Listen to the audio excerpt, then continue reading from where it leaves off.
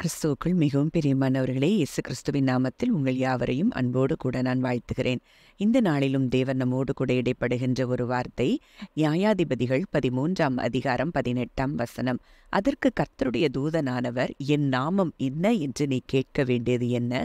அது அதிசயம் என்றார். இந்த வார்த்தையின் மூலம் தேவன் இன்றைக்கு நம் ஒவ்வொருவரோடும் கூட இடைப்பட விரும்புகிறார். இந்த வார்த்தை சொல்லப்பட்ட சூழ்நிலை நம்ம பார்த்தோன்னா, அங்கே மனோவாவுக்கும் அவனுடைய மனைவிக்கும் நீண்ட நாட்களாக பிள்ளை இல்லாதப்போ அங்கே கர்த்தருடைய தூதன் அங்கே சொல்லுகிற ஒரு வார்த்தை, உனக்கு ஒரு குமாரன் பிறப்பான் என்று சொல்லி அந்த காரியங்கள்லாம் சொன்ன பிறகு அங்கே மனோவா கர்த்தருடைய தூதனை பார்த்து, நீர் சொன்ன காரியம் நிறைவேறும் போது நாங்களுமே கனம் பண்ணும்படி உம்முடைய நாமம் என்ன என்று கேட்கும்போது கர்த்தருடைய தூதனானவர் அங்கே அவருடைய நாமத்தை அதிசயம் என்று சொல்லுகிறதை பார்க்கிறோம்.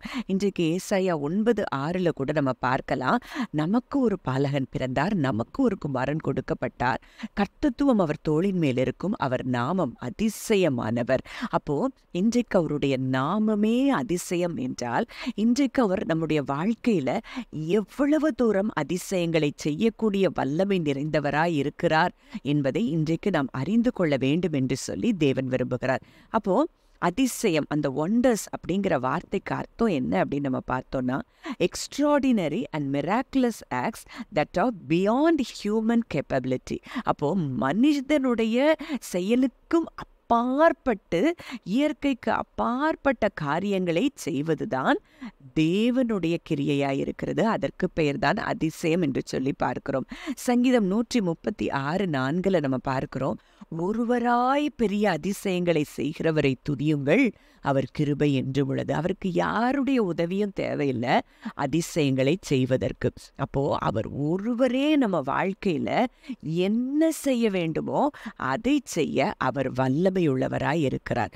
சரி, அப்போ நீங்க நினைக்கலாம், இப்படிப்பட்ட அதிசயங்கள் என் வாழ்க்கையில நடக்குமா அப்படின்னு சொல்லி நீங்க நினைக்கலாம். அப்போ அதற்கும் வார்த்தையில சொல்லப்பட்டிருக்கிற காரியம், சங்கீதம் 34:15 கர்த்தருடைய கண்கள் நீதிமான்கள் மேல் நோக்கமாயிருக்கிறது, அவருடைய செவிகள் அவர்கள் கூப்பிடுதலுக்கு திறந்திருக்கிறது அப்படின்னு சொல்லி நம்ம பார்க்கிறோம். அப்போ நீதிமான்கள் கூப்பிடும்போது கர்த்தர் அந்த வேண்டுதலுக்கு அவர் செவி கொடுக்கிறாராம். எப்பொழுதும் அவருடைய செவி அவர்களுடைய கூப்பிடுதலுக்கு திறந்திருக்கிறதாம். அப்போ அப்படிப்பட்டவர்களுக்கு அவர் நிச்சயம் அதிசயங்களை செய்கிறார் என்பதை இந்த வசனத்தின் மூலம் நம்ம அறிந்து கொள்ளலாம். அப்போ இங்கே சொல்லப்பட்டிருக்கிற வார்த்தை நீதிமான்கள் மேல் நோக்கமாயிருக்கிறது.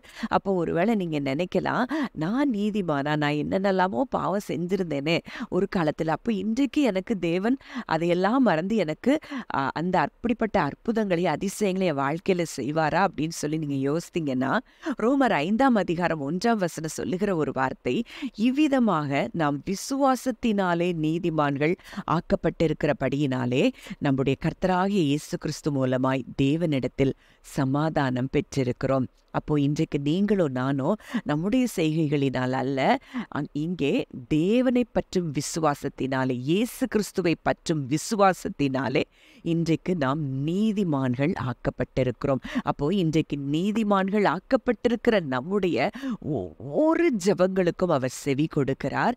அவர் அதிசயங்களை செய்ய வல்லமையுள்ளவராயிருக்கிறார். அப்போ அவர் எப்படிப்பட்ட அதிசயங்களை செய்கிறாராம்?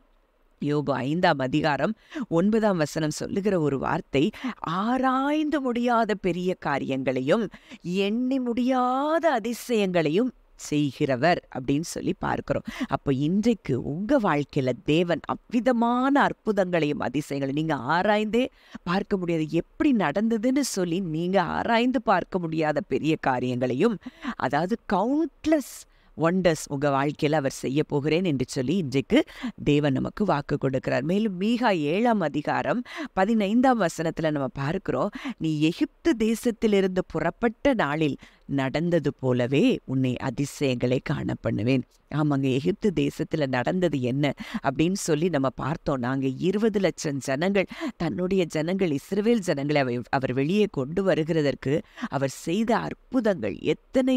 அங்கே அவர்கள் நாட்டை மாத்திர விசேஷப்படுத்தி ஒரே தேசத்துக்குள்ள, அந்த கோசேன் எல்லைக்குள்ள எந்த ஒரு வாதையும் வராதபடி அவர்களை பாதுகாக்கிற வல்லமை, அந்த அதிசயத்தை தேவன் செய்ததை பார்க்கிறோம். ஒரே இரவுல அத்தனை லட்சம் ஜனங்களையும் அந்த அடிமைத்தனத்திலிருந்து அவர் வெளியே கொண்டு வந்ததை பார்க்கிறோம். அங்கே அவர்களுக்கு முன்பாக தடையாக நின்ற செங்கடலை பிளந்து அங்கே அவர்கள் சத்துருவை அழித்ததை நம்ம பார்க்கிறோம். அங்கே இப்படிப்பட்ட ஏராளமான வானத்திலிருந்து அவர்களுக்கு தூதர்கள் உண்கிற அந்த உணவை கொடுத்ததை நம்ம பார்க்கிறோம். அங்கே கற்பாறையிலிருந்து அவர் தண்ணீரை கொடுத்ததை பார்க்கிறோம். இப்படி தன்னுடைய ஜனங்களுக்காக அத்தனை அற்புதங்களையும் அதிசயங்களும் செய்த அதே தேவனைத்தான் இன்றும் நாம் ஆராதித்து கொண்டிருக்கிறோம். மேலும் நம்ம சிருஷ்டிப்பை பார்க்கும்போது ஒன்றுமில்லாமையில் இருந்து அவர் எல்லாவற்றையும் சிருஷ்டித்ததை பார்க்கிறோம். ஒருவேளை இன்றைக்கு நீங்க உங்க வாழ்க்கையில அப்படி ஒரு வெறுமையை உணர்றீங்களா? ஆண்டவர் இன்றைக்கு உங்க வாழ்க்கையில புதிய காரியங்களை அவர் சிருஷ்டிக்க விரும்புகிறார். அதை சிருஷ்டிக்கிற வல்லமை அவருக்கு உண்டு என்று நீங்க நம்பும்போது அப்படிப்பட்ட காரியங்கள் உங்க வாழ்க்கையில புதிதாக சிருஷ்டிக்கப்படுகிறதை நீங்க பார்ப்பீங்க. அதே போல பாபேல் கோபுரம் கெட்டும்போது அங்கே ஒரே நாளில் அவருடைய பிரெயினை அவர் ரீவயர் பண்ணி அங்கே அவர்கள் பாஷைகள் எல்லாம் தாறுமாறாய் போனதை நம்ம பார்க்கிறோம். எவ்வளோ பெரிய அற்புதம்!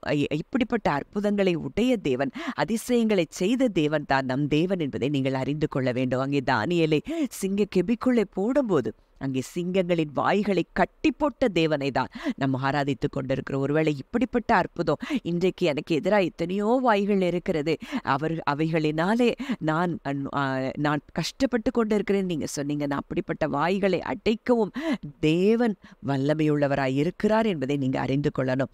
அதே போல இயேசு கிறிஸ்து அங்கே பார்க்கும்போது பிறவி குருடர்களையும் பிறவி சப்பானிகளையும் அங்கே எழுப்புகிறத பார்க்கிறோம். அப்படிப்பட்ட அதிசயத்தை செய்த தேவனைத்தான் நாம் இன்றைக்கு ஆராதித்து கொண்டிருக்கிறோம். இன்றைக்கு நீங்க விசுவாசிப்பீங்க, நான் நீதிமான், இந்த அற்புதம் எனக்கு நடக்கணும், இந்த அதிசயம் எனக்கு நடக்கணும்னு நீங்க விரும்பினீங்கன்னா அந்த அதிசயத்தை, ஆராய்ந்து முடியாத அப்படிப்பட்ட அதிசயத்தை தேவன் இன்றைக்கு உங்க வாழ்க்கையில் அவர் செய்ய வல்லவராய் இருக்கிறார். மரித்து போன லாசருவை உயிரோடு எழுப்பின அதிசயத்தை செய்த தேவன் இன்றைக்கு உங்க வாழ்க்கையில மரித்து போன உறுப்புகளாய் இருக்கலாம், மரித்து போன சூழ்நிலைகளாய் இருக்கலாம், எவைகளாய் இருந்தாலும் இன்றைக்கு தம்முடைய அதிசயம் என்கிற அந்த நாமத்தை பெற்றவர் இன்றைக்கு உங்க வாழ்க்கையில் அப்படிப்பட்ட அற்புதங்களையும் அதிசயங்களையும் செய்து உங்களை சந்தோஷிப்பிக்க பண்ணுகிறார் என்பதை தேவன் இன்றைக்கு நமக்கு உணர்த்துகிறதை நான் காண்கிறேன்.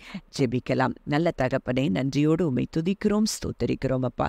இந்த நாளிலும் உம்முடைய நாமம் அதிசயம் என்பதன் மூலம் எங்களோடு நீர் இடைப்பட்டிருக்கிறீர் அப்பா. அப்பா, இதை கேட்கிற ஒவ்வொருவருடைய வாழ்க்கையிலும் நீர் அதிசயமாய் நீர் வெளிப்பட்டு அதிசயங்களை நீர் காணச் செய்கிற கிருபைக்காய் நன்றி செலுத்துகிறோம் அப்பா. என்னென்ன அதிசயங்களுக்காக காத்து கொண்டு இருக்கிறார்களோ அத்தனை அதிசயங்களையும் என் தேவன் இன்றைக்கு நீர் அவர்கள் வாழ்க்கையில செய்து உம்முடைய நாமத்தை மகிமைப்படுத்துகிற கிருபைக்காய் நன்றி செலுத்துகிறோம். இயேசுவின் மூலம் கேட்கிறோம் ஜீவனுள்ள நல்ல பிதாவே, ஆமென்.